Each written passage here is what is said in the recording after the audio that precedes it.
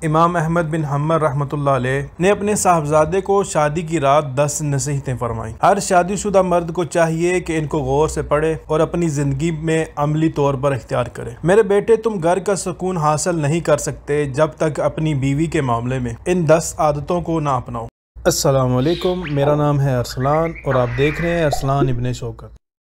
لہٰذا ان کو غور سے سنو اور ان پر عمل کرنے کا ارادہ کرو۔ پہلی دو تو یہ کہ عورتیں تمہاری توجہ چاہتی ہیں اور چاہتی ہے کہ تم ان سے واضح الفاظ میں محبت کا اظہار کرتے رہو، لہٰذا وقتاً فوقتاً اپنی بیوی کو اپنی محبت کا احساس دلاتے رہو اور واضح الفاظ میں اس کو بتاؤ کہ وہ تمہارے لیے کس قدر اہم اور محبوب ہے۔ اس گمان میں نہ رہو کہ وہ خود سمجھ جائے گی، رشتوں کو اظہار کی ضرورت ہمیشہ رہتی ہے۔ یاد رکھو، اگر تم نے اس اظہار میں کنجوسی سے کام لیا تو تم دونوں کے درمیان ایک تلخ دراڑ آ جائے گی جو وقت کے ساتھ بڑھتی رہے گی اور محبت کو ختم کر دے گی۔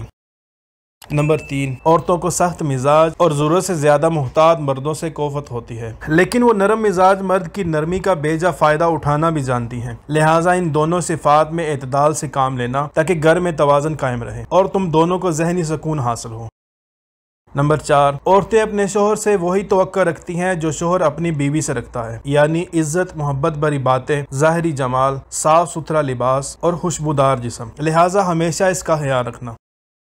یاد رکھنا، گھر کی 4 دیواری عورت کی سلطنت ہے۔ جب وہ وہاں ہوتی ہے تو گویا مملکت کے تخت پر بیٹھی ہوتی ہے۔ اس کی سلطنت میں بے جا مداخلت ہرگز نہ کرنا اور اس کا تخت چھیننے کی بھی کوشش نہ کرنا۔ جس حد تک ممکن ہو گھر کے معاملات اس کے سپرد کرنا اور اس میں تصرف کی اس کو آزادی دینا۔ ہر بیوی اپنے شوہر سے محبت کرنا چاہتی ہے، لیکن یاد رکھو اس کے اپنے ماں باپ، بہن بھائی اور دیگر گھر والے بھی ہیں جن سے وہ لا تعلق نہیں ہو سکتی اور نہ ہی اس سے ایسی توقع جائز ہے۔ لہٰذا کبھی بھی اپنے اور اس کے گھر والوں کے درمیان مقابلے کی صورت پیدا نہ ہونے دینا، کیونکہ اگر اس نے مجبوراً تمہاری خاطر اپنے گھر والوں کو چھوڑ بھی دیا تب بھی وہ بے چین رہے گی۔ یہ بے چینی بالآخر تم سے اسے دور کر دے گی۔ بلا شبہ عورت ٹیڑھی پسلی سے پیدا کی گئی ہے اور اس میں اس کا حسن بھی ہے، یہ ہرگز کوئی نقص نہیں اور وہ ایسے ہی اچھی لگتی ہے جس طرح بویں گولائی میں خوبصورت معلوم ہوتی ہیں۔ لہٰذا اس کے ٹیڑھے پن سے فائدہ اٹھاؤ اور اس کے حسن سے لطف اندوز ہو۔ اگر کبھی اس کی کوئی بات ناگوار بھی لگے تو اس کے ساتھ سختی اور تلخی سے اس کو سیدھا کرنے کی کوشش نہ کرنا، ورنہ وہ ٹوٹ جائے گی اور اس کا ٹوٹنا بالآخر طلاق تک نوبت لے جائے گا۔ مگر اس کے ساتھ ساتھ ایسا بھی نہ کرنا کہ اس کی ہر غلط اور بے جا بات مانتے ہی چلے جاؤ، ورنہ وہ مغرور ہو جائے گی جو اس کے اپنے ہی لیے نقصان دہ ہے۔ لہٰذا معتدل مزاج رہنا اور حکمت سے معاملات کو چلانا۔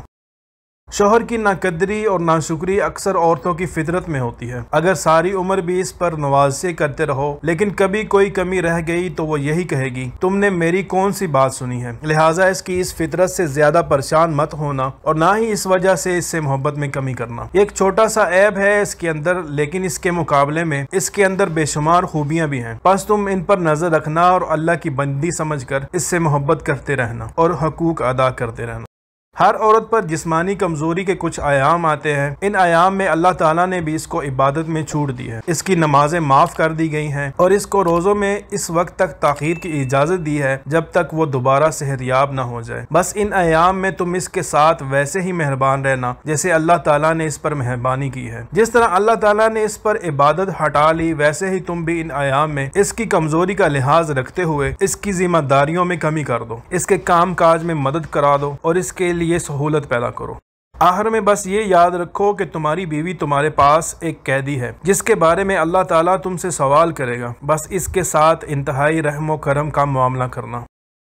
تو سامعین محترم، یہ تھی کچھ نصیحتیں امام احمد بن حنبل رحمۃ اللہ تعالیٰ علیہ کی اپنے بیٹے کو۔ امید کرتا ہوں آپ کو بہت سی معلومات ملی ہوگی۔ ویڈیو پسند آئے تو اس کو لائک کیجئے اور اپنے احباب سے ضرور شیئر کیجئے گا، اور اس طرح کی مزید ویڈیوز کو دیکھنے کے لیے آپ ہمارے چینل کو سبسکرائب کر سکتے ہیں۔ اب میں ملتا ہوں کسی نئی ویڈیو میں، تب تک کے لیے اللہ حافظ۔